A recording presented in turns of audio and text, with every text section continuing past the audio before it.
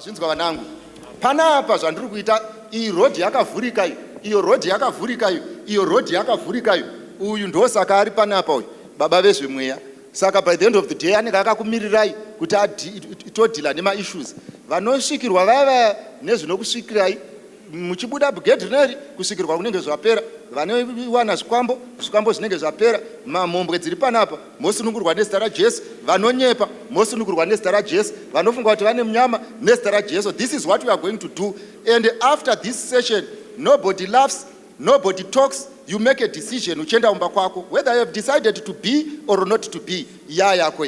Saka panapa nchatanga ndaverenga mubvunzo iri panapa yachaverenga tichifamba nekukasika once we are waiting for the decisions that must be made. Elder, how did you meet your wife? She's already married. Don't worry about it. Now John the Baptist. Fine. Now John the Baptist, Jesus, Paul and the apostle did not marry. Is it a bad thing not to marry? I am suffering from heartbreak. How can I handle this problem? This is what I want to tell you, my daughter. When you have been in love, kana wakambodiwa, kana wakamboda munhu, kana wakamborara uchimufunga, kana wakamboita sei, zvinoitika kuti pamunoti goodbye panopinda kakurwadza. Dambudziko rinowanzoitwa nevanakomana nevanasikana vangu vakawanda nderiri. Nderekuti musi wanodanana nemukomana, zvinoitika ndezvinoti vana vangu nditereresei. Ndati ndakutotaura kuti ndakuda kutoita madecision, ende madecisions ndo muchaita musingade muchida. Chinoitika vanhu vazhinji ndevekuti izvo musi waanodanana nemukomana, mukomana wake ndiye friend yake yega. Paanoenda kuchechi anenge ane mukomana wake, paanoenda kwese ane mukomana wake, akaenda kuchikoro ane mukomana wake, musi weSunday ane mukomana wake. I want to tell you, because your life is centered on one man, when that man leaves you, your world will collapse. And when the world is starting to collapse on you, because ukapinda mchurch wakanga ndiye wawaingoona, pawakanga uchirara ndiye waipesera kutaura naye, pawaimuka ndiye waipesera kutaura naye. Vana vangu, when you have decided to fall in love, you must always remember your boyfriend is not the only thing that matters in life. Let all the other structures remain, so that should he go, the other pillars will stand. Imagine having a roof standing on one pillar. If that pillar goes down, what is going to happen? So, kana anga aripo anga achirarama upenyu wekuti chaunofunga mukomana, destination wanga uri mukomana, kudenga kundwa nemukomana, kuchechi kunonakidza nokuti une mukomana, hope dzinouya nekuti une mukomana. I want to tell you, seek ye first the kingdom of God and his righteousness. Then you seek for the temporary, because when the temporary goes, the permanent remains. Asi kana uchida rubatsiro, uyo uone vana Dr. Machando ndo kubasa kwavo vekuti vakubetsere kuti izvo nekuti wakato uri damaged goods in terms of this issue. How can you be healed? You need to be healed. You need to look forward. You need to go in case you make a wrong assumption. Ndo saka tine ma-psychologist akazviendera kuchikoro munouya muvaona. Asi vana vangu ndoda kukuudzai, love is not everything in life. Age difference in courtship it's and discuss it. Ndakatopedza nezvazvo handichadhili nema-premature. Is it bad? Is it munoziva kuti chii? Vanhu vari panapa, they are very clear. Hakuna asina clarity. Because you don't marry for anyone except yourself. And you know what you want. And you know how it should present itself to you. You don't marry for me. You don't marry for her. You don't marry for him. You know. Usade kuti tikushingise in your bad decisions. You know what you want? Go and get it. Zvekuda unyeperana kuti age does not matter. The reason why you asked, because it matters to you. Yafai. Is it bad for a virgin to be married by someone ane mwana already? Inini andigone kutonga kuti zvakanaka here kana kuti zvakaipa here, nekuti virginity is not a bonus yaunonopa murume. Virginity is your loyalty to God. Saka zviri kwauri manje kuti uchidecide kuti Mwari, zvinhu zviya zvamakandichengetera kwemakore ndo pamusika pazvichaperera here apa.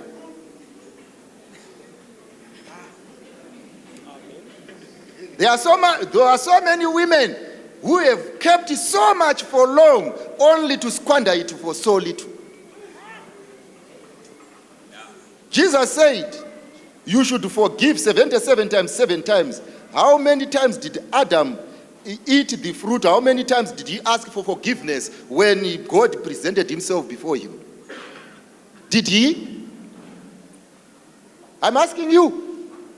When God looked for Adam and Eve in the garden, who said amongst the two of them, I am sorry? Nobody. Yafai.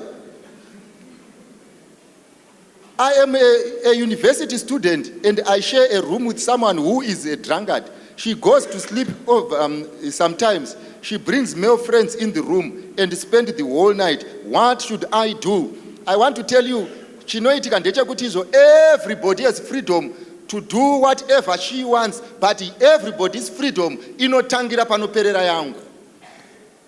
I don't lose my freedom because I am staying with you. Your freedom must not override my freedom. Therefore, when your freedom walks into my freedom, you have picked a fight with me, and I fight for my freedom.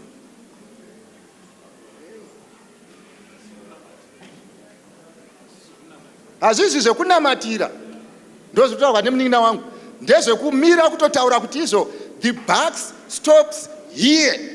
Izvi nyangwe joku chairo pafoni, ina nhamu anonditumira munhu asina kupfeka pafoni pake, vanozviziva kuti pafoni pangu panopindei. Imhosva kutumira chinhu chandisingaapprove pafoni yangu, whether by accident. The unfortunate thing is you approve anything because unofunga ndo gentleman no gentle lady. That's why people are making that room a brothel in your presence. Under your watch.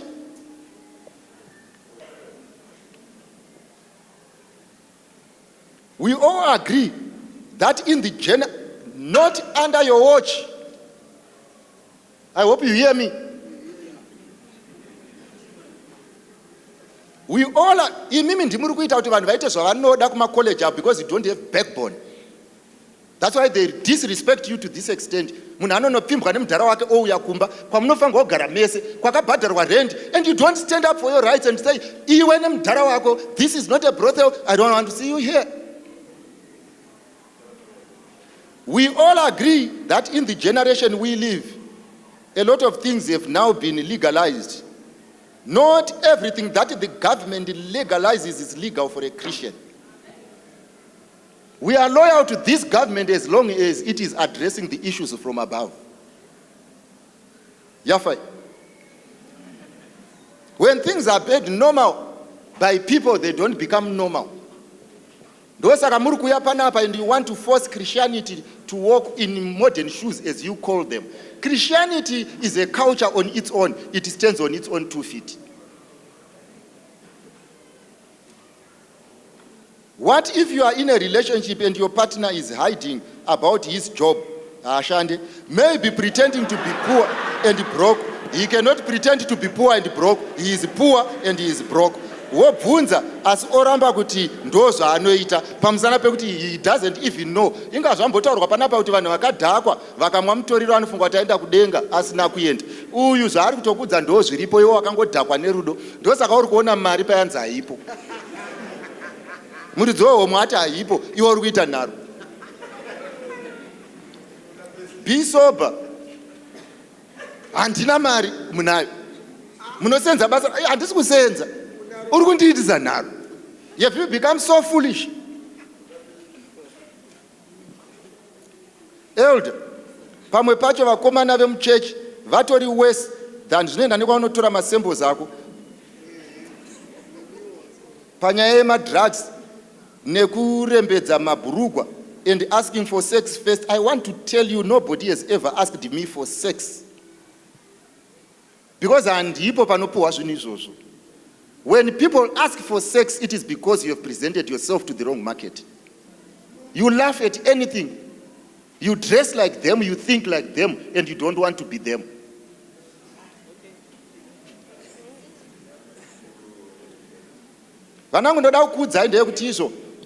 Many of you live, laugh, walk, drink, and dress like prostitutes and want to be principled when the goods that you are selling have been asked for.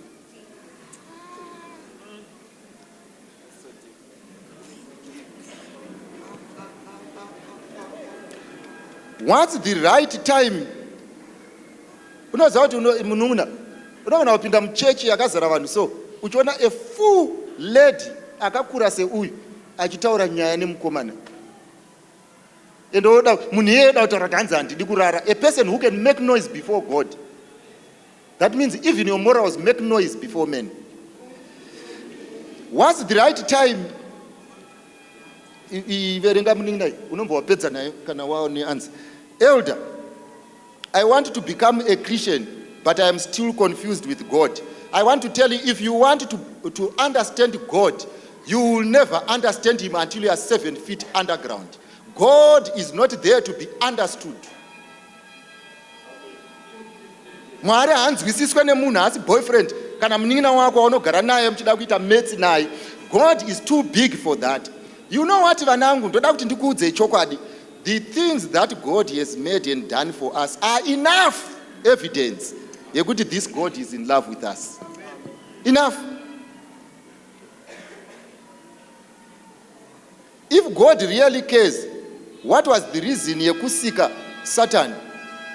If God really cares, what was the reason yekusakuuraya musi wawakabashuka? Mwari zvaanoitira Satan, zvaakaitira Lucifer, ndo zvaanoitira ini. Ndofunga muri kundibata. Bible rinototi izvo, do unto others as you want them to do unto you. Inini ndakamira pano, zvandinoda kuti Mwari aitire vatadzi nezvirizvo zvaakandiitira ndisipo. Saka Mwari, the same measure that he uses to the devil is the same measure that he has been using to me. Satan ndewe pride, ndiri we pride. Takasiyane. Elder, what was the reason yekusika Satan? Satan haana kusikwa, kwakasika Lucifer. Sezvinonzi Satan haana kusika mhombwe, akasika iwo uchinzi Judith. Iye zvinezvo waamhombwe. Mwari haana choice, anoramba achingodaro newe nokuti ndimwari. Mwari anoonerera. God goes through a lot. Imagine iko nezvo tiri kutoti izvo, Mwari akararama naSatan akarwadziwa nazvo. Isi tiri kutorwadziwa nekuti sei asina kumuuraya. Do you know what God is beholding panyika pano? It breaks his heart. That's why he had to send his son to die for us. He sees everything. Hi elder, I just wanted to know, but why Moses paakaroora Cushite, Mwari haana kumupa mhosva? Aaron naMiriam vaimupa, nei asina kupiwa mhosva? Aiwa, haana kumbopiwa mhosva. Those were issues of preference yatataura nezvayo. Vamwe uyo aida akati svibei, uyo achida kuti varoore murungu, but akaroora wakanga achida zvikafamba. Mwari haanetsani nekuti unoda type ipi, you want them dark, you want them white. Apinde panyaya iyoyo. Vese vanhu kwaari. Ko kana wakamitisa munhu asingapinde SDA, iwo hautopindiwo.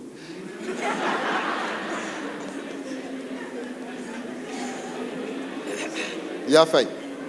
And I want to tell you this, when you have impregnated someone, you have made a decision. Every action has its consequences.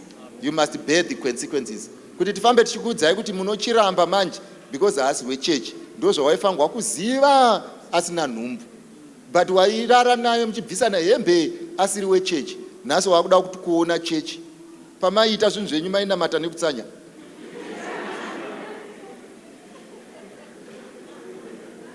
Mr. Machando, I'm dating a beautiful girl, thank you. But she dresses like a non-Adventist. At least you got the beauty that you wanted.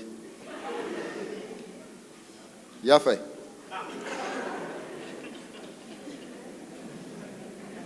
You don't date people so as to change them. What are some biblical principles for navigating love, dating, tachitauraj? What are some strategies for addressing the pressure of social on relationship and self-esteem? What I want to tell you ndeyekuti izvo panyaya dzekudanana nedzekudiwa nedzekuroora hakuna akanonoka. Unoziva kuroora kwakangofanana nekufa. Musi watinomutswa naJesu hapana anoziva kuti anga akafa kwemakore mangani. Ngoti speed munoiwanza. Is it normal kuti ukaona boyfriend yako hana inorova? Nema palpitations like, does it mean you still love him? Aiwa zvinoitika aurega ndinyatsokutsana vanangu. Ini ndoda kutaura nemi sababa venyu handiteseka. Hatidi zvekunyeperana tichita sei. Ukadanana nemukomana omba akuramba akapinda muchechi inotorova. Hana zviri normal. Zvekuti at times ukafamba pawaitofamba naye mamazuva you feel kuti something is missing. Zvinoitika. Zvekuti zvinogona kutoitika kuti nyange ukaenda kukempi ukanogara pasi unodonhedza musodzi. It happens mwanangu. Zvinotoitika mwanangu kuti mukomana uyu anga achiti anoda kukuroora. Ndomva aregedza kukuroora. Iwo usati waroorwa iye akukempi ani mukadzi nemwana. Zvinotorwadza because you are not made out of bone and rubber. As long as we are this side of heaven, there are some things that we are going to live with. Zvinoitika musanyepere kuti hamurwadziwe, zvinorwadza because uri munhu. Ameno muningi ndiri kunyepa. Wauverenga? Yes, ndauverenga. Urikubvunza nyaya kuti what is the right time yekuita ma-introduction? Hanzi nekuti introduction, as soon as you think you are in love, your parent must know, or your guardian must know. Hanzi taneta nekuita ma-introductions akawanda. Zvinoreva kuti uri kutaurira vanhu kuti ndaadhokta iwe uchiri kuchikoro. Then hanzi munoti mimi paperiod yedating panoda kuti mutanga wamboziva munhu musati mapinda into courtship. Saka zviri kureva here kuti we are only confined to date vanhu vatinoziva. Saka zvatozvemunharaunda because how do I get to know someone? Sumuka mwanangu. Newe.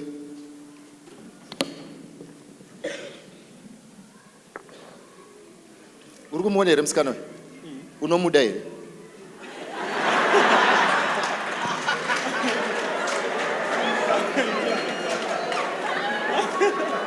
Zatorowa nehana atoshaya kuziva kuti woita sei ndiri kumubvunza panapa achatodi. Hana yarova achatozivi kuti zvoita sei. Akana kumutarisa kwakutonetsa. All right, this is what I want you to know, guys. I want you to understand and appreciate this. Paunopinda church, unenge unaye musikana uyu. Sumuka mwanangu, sumuka mwanangu. Pamunenge mchipinda muri mu same community, makagara kudai. We are not living in a vacuum. You are living amongst them. This is the time you observe. Is this what I want? Is this what I want? Is this what I want? When you have observed the principle, when you have observed everything that can be seen from afar, then you move to the next step. The next step, observe. By the time you observe, this is what we call dating. Momba mapinda pa level number 2. This is courtship. In courtship, you are not observing or making sure of what you saw there. In courtship, you are now testing compatibility. After courtship, you marry. But you do not court to date. Because turnover yako inowandisa. Saka zvimwe zvinhu zvamuri kutsvaga during courtship ndo zvamaifanirwa kunge makazviona during dating, so that you don't unnecessarily break someone's heart. Zvakafanana nekudanana nemusikana uyu. Wapanapo wozomurambira hembe dzake dzaanopfeka. Yeti ndo dzaaingopfeka patime yaakanga achingouya kuchechi mazuva yese. So by the end of the day, dating I substitute when a courtship. And a courtship is not the time to date. Understand what you are getting into before you get into courtship. Yafai. Ambi elder mambotaura kuti nyama yakadyiwa nekiti haidyiwi. Saka zvinoita here kuroora munhu akamboroorwa iwo usina, kana kuroora munhu ane vana iwo usina.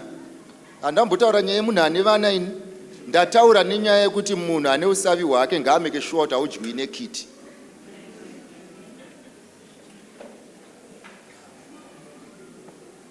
Zvinewo kana kuti munhu ane mwana akadyiwa nekiti akadyiwa kupi?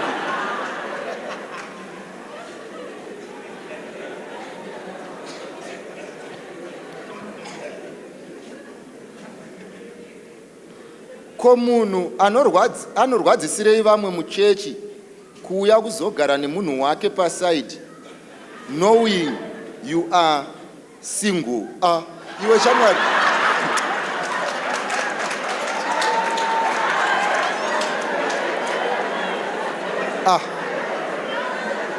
nhamo yeumwe hairambirwe sadza, mwana wamai wako. Iwe unofunga kuti zvauri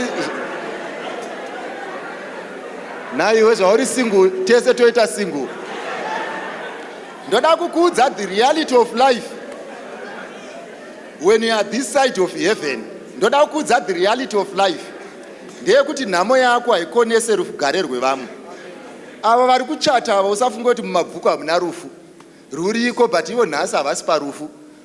Their will of life riri ipapo. Saka iwo kana uchinge wakagara nevanhu uzive kuti izvo zvakanaka zviri kuitika kune vamwe kunyange zvakaipa zvauya kwauri. Musi waunorambwa hazviri kuti chechi yese yarambwa, ndiwese wakangorambwa. All you need to be doing is to pray for others so that they don't get into the space that you are in. How do you maintain? Zvino kana uchinetseka nemunhu angori kokuzoti kana akudanana newaidanana naye. How do you maintain a long distance relationship with someone whom you love but you have no time yekuonana? Zvandongoda kukumbira ndechekuti izvo mukadanana 7 years mukaonana 1 day, musazofamba muchiti takadanana 7 years, pa 7 years yenyu makadanana 1 day.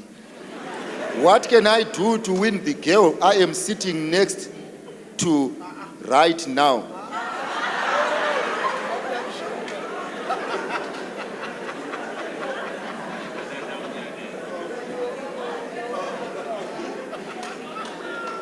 Sei tichitengesa maBible isu tiri masabata?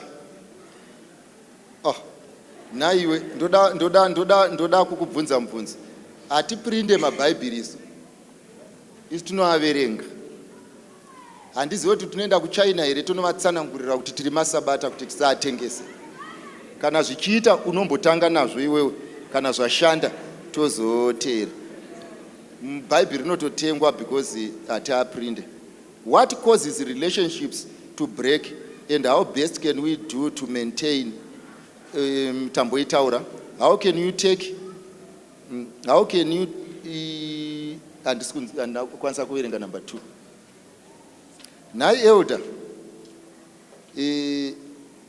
ndobatsira sei hanzvadzi komana yangu akura akunetseka wekuwana shamwari yeupenyu. Aiwa, haizi nyaya yekukura iri kuita kuti ashaye maratidzikiro ake. Mubatsire nokuti ukambowaita wose wakachembera wakaita sei zvinodetsa, unomubatsira kuti aratidzike zvinoonekera. Because vamwe vakomana kana vati kurei unoshaya kuti nyangwe trouser racho haachanyatsoziva kuti rakatarisa kupi nyangwe chii. Panodiwa ka-order mbichana in life. Besides education, but I'm being honest and I'm being serious. The fact that you are a Christian, I really to find kunzwira tsitsi. You must look presentable. Besides education, what else is Mandara done to transform the life of ghetto youth destroyed by drugs? I mean, for the guys to have better opportunities. Vapfana rega ndikutaurire zvataita. Isusu hatingotauri chete nekuti siya madrugs. Titori nevanhu vanogona kukubatsira kana uda usiya. Hatingotauri chete kuti izvo be rehabilitated. Titori nevanhu paunonzwa tichiti madokta paya haasi mahonorary doctorate, vakatofunda. Saka ndiga uyo ukatongofona kuna dokta ukati ndanga ndiri navigating adulthood, ndiri kuda kubetserwa, unoswera wabatsirwa mahara. Unotorera wabho Consultants anoitwa anobhadharwa nevamwe thousands of dollars, you get them for free. Chinotirwadza ndechekuti you don't utilize opportunities because you believe by pretending you are okay, you then get to be okay. Opportunities are there. You can be helped, not tomorrow, today.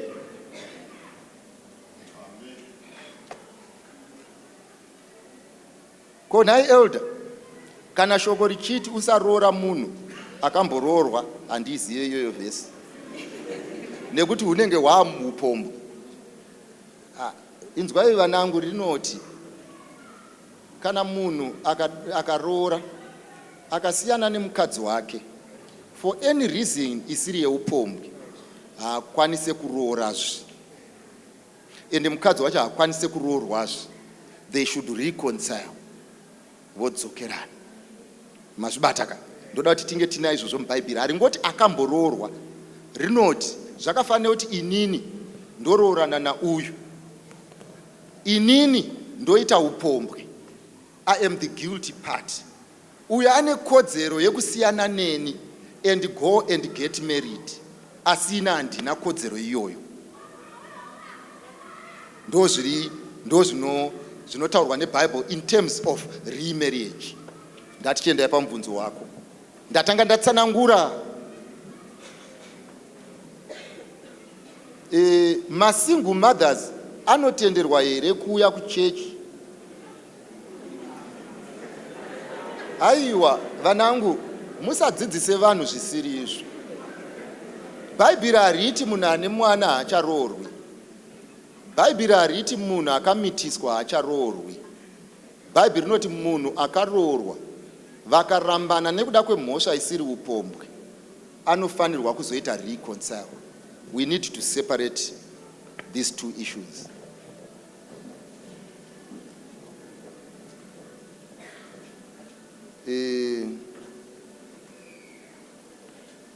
Elder, inini ndatambudzika nemarelationship. Makawanda. Vese vanosangana navo vanoti, vanondirambira kuti ndiri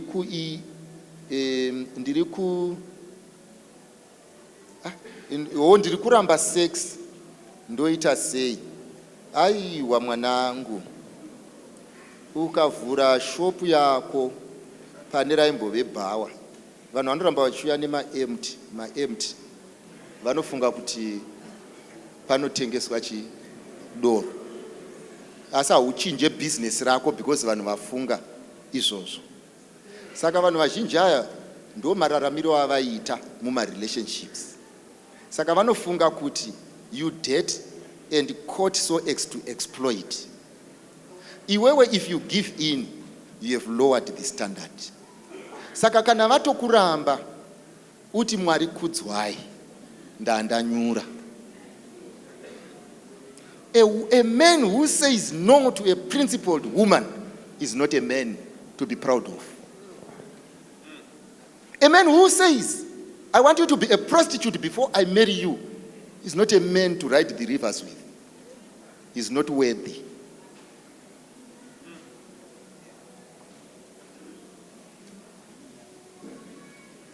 Mukomana vandakapa umhandara hwangu akandiramba, apa ndaimuda, yando zvinonetsa kutenga trousi rausati waona.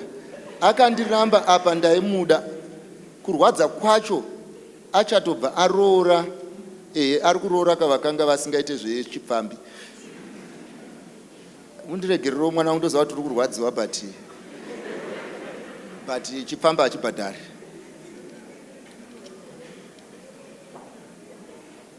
And because you have been sleeping around, don't think men owe you anything.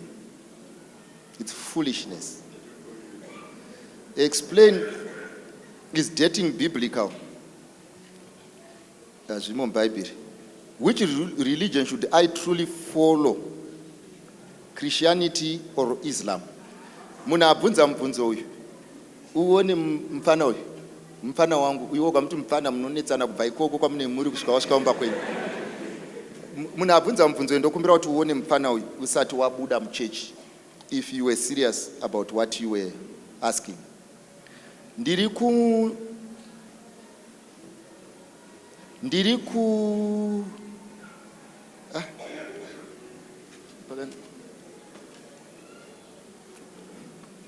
1 Corinthians 7 verse 1 and 2 states that ndikaendiverenge handiri kumuda asi ndotya nekunyara. usati wada kana wanyatsoda chaiko chaita zvinodiwa. 1 Corinthians 7 1 and 2 states that one should get married kana vatsva. No.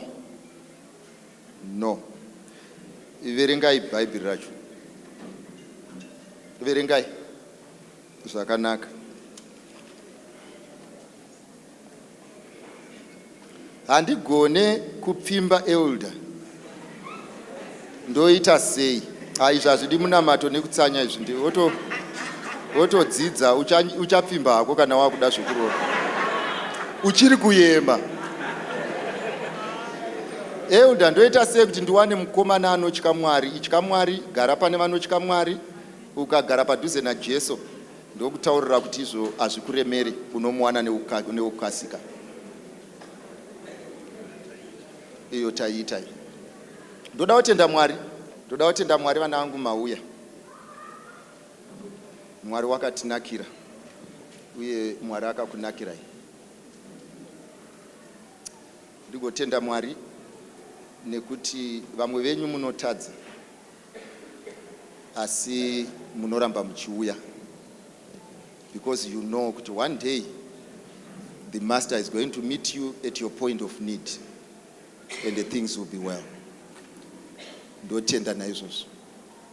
Ndigotenda vanangu, pane vamwe vari panapa vanomwa, muri pano.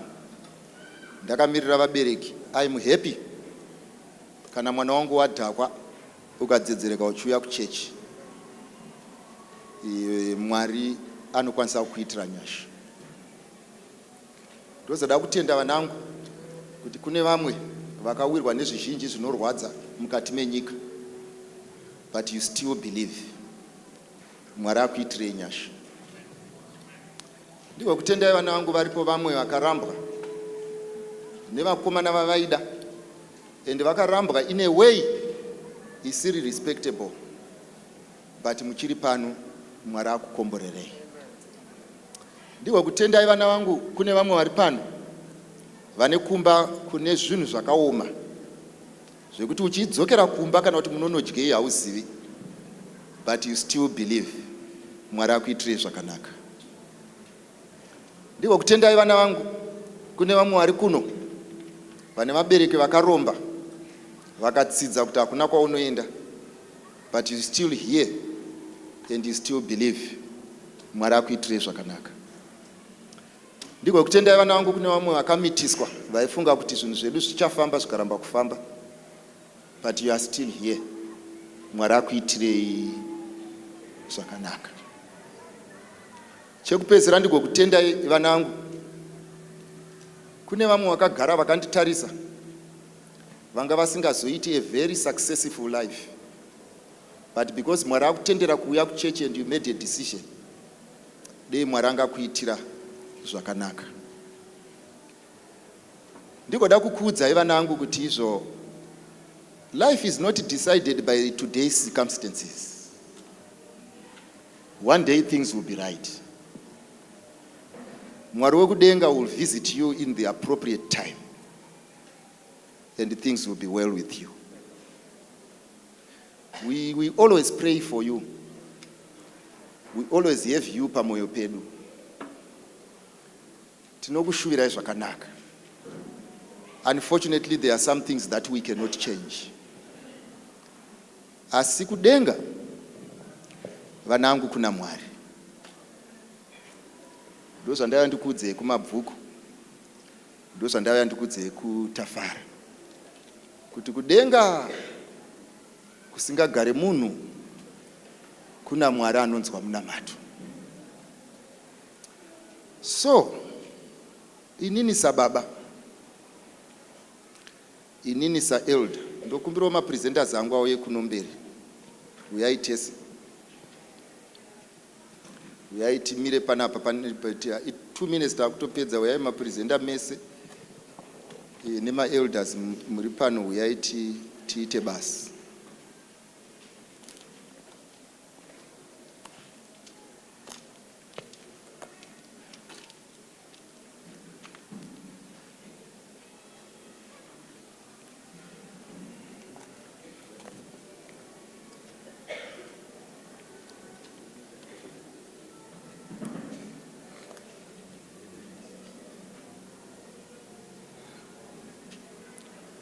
Pane upenyu ndakamirira vamwe ende pandakuda kuita basa rangu handina munhu anomira achiita noise. Ndiudzirewo vakamira panze kuti taakumboita zvekudenga. Kana ada kubva apo ngaambva atongobva pasera apo. Taakuda kumboita zvinhu zvedu.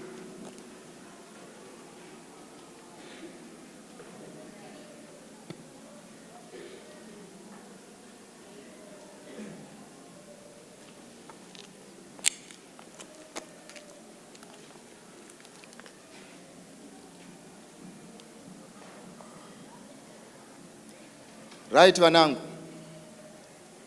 hazvibetsere kuuya pano, hazvibetsere kuswera pano, ende hazvibetsere kumira pamberi penyu and you still go back home dry.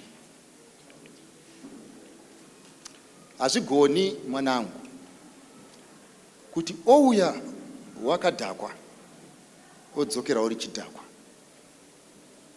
Handisi kuitira kuti ndikudhinaye zvinonakidza. Ndiri kuti dei wamira panzvimbo where God can bless you. Ndakarwadziwa mumwe musi ndiri kuHighfields. Umwe munhu anoti inini basa rangu nderekutengesa madrugs. From the day andakatanga kutengesa madrugs, my life has changed. Akudrive, akuchena. Inini gofunga kuti we spend sleepless nights praying for our children because of this issue. Yetu umwe munhu ari kutenga bhutsu neupenyu hwemwana wangu. Kuti nekuda kwelife yemwana wangu inini umwe munhu akudrive. And by going back and doing the same thing, you are siding with my enemy. Vanangu, ndoda kuti munzwisise chinhu ichi. Hatina vamwe vana vatichazoaplya kuve navo besides you. Kana tatokuluzai tatoita loss.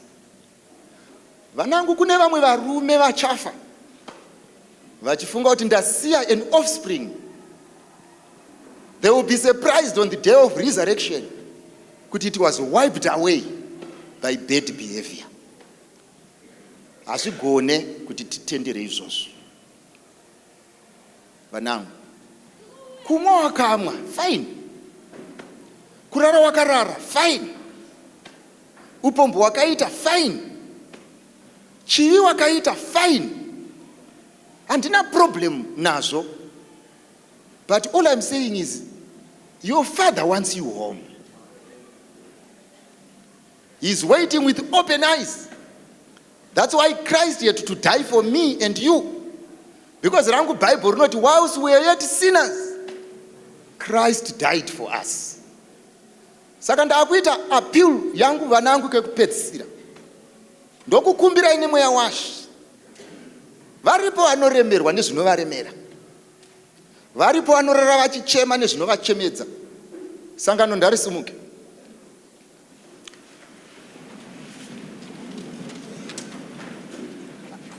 Hakuna nhamo vanangu hadzina kufanana. Munhu akazvarwa nemukadzi ane mazuva maingani mashoma azere nekuita sei nekutambudzika. Vanangu, kurara nenzara hakuna kutanga nhasi. Kuve nevabereki vanorwa, hakuna kutanga nhasi. Kunetswa nechivi, hakuna kutanga nhasi.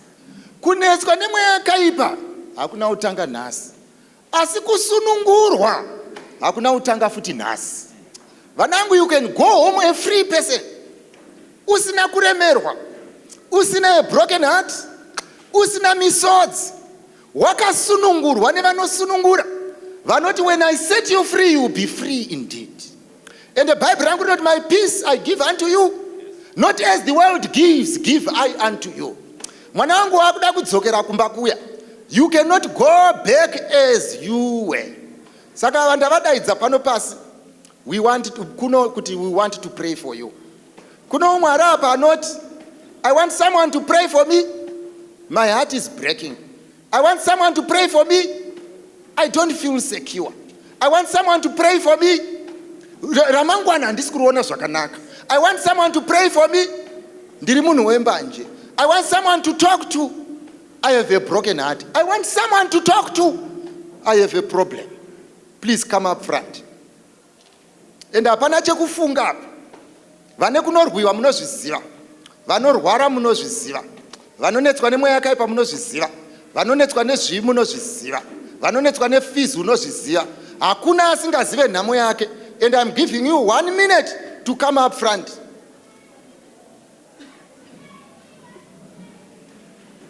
Hapana chekufunga.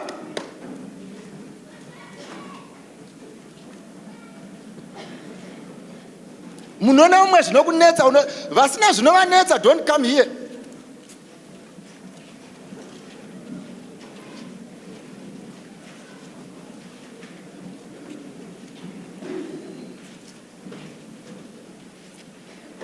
Vana vangu vese zvavanenge vanonetseka.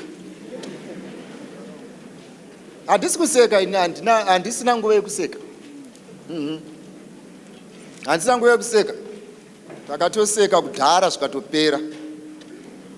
Handigone kuseka umwe achinorara asina kudya. And we cannot laugh it off. Nhamo dzinosiyana vanangu.